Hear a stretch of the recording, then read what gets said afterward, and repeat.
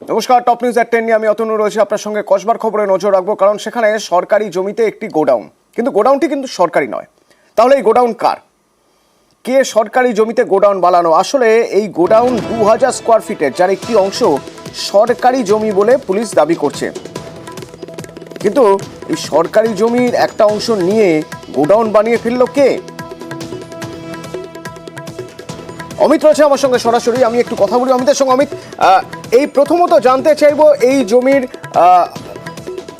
কার জমি? এই জমিতে গোডাউন যে বানালো, সেই গোডাউনটাই বা কার?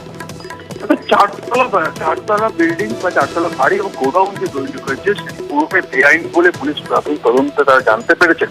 এবং জমিটির একটা অংশ কৃষি জমি এবং আর বাকি অংশ সরকারি জমি বলে এখনো পর্যন্ত তথ্য পেয়েছে পুলিশ। এটা ইতিমধ্যেই পুলিশের তরফে ভূমি ও ভূমি সংস্কার দপ্তরকে চিঠি দিয়ে তারা জানতে চেয়েছেন জমির নেচার সম্পর্কে বা জমির প্রকৃতি সম্পর্কে ইতিমধ্যে জানতে চাওয়া হয়েছে। এবং এই গুলজার তাকে জেরা করে কি কারণে তিনি সুশান্তর হামলা করেছেন সে বিষয়ে সেই বিষয়ে তাকে জেরা করা হচ্ছে।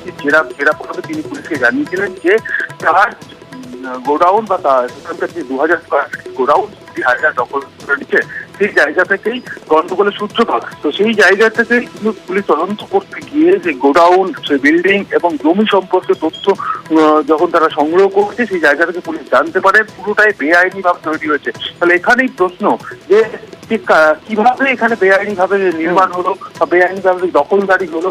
এবং পুলিশ যেটা প্রাথমিকভাবে যে তদন্ত করতে গেলে তাদের মনে হয়েছে যে এই বেআইনি দখল ঘিরেই দুটো গ্রুপের মধ্যে ঝামেলা সূত্রপাত। সেই জায়গা থেকে মানে বলতে গেলে সমস্যার শিকড় এই গোডাউন থেকে, 2000 স্কোয়ার ফিটের যে গোডাউন, এই গোডাউন থেকে সমস্যার সূত্রপাত। অমিত ছিল আমার সঙ্গে। কসবার সরকারি জমিতে যে এই গোডাউন, এই গোডাউনের বেশ কিছুটা অংশ সরকারি জমিতে।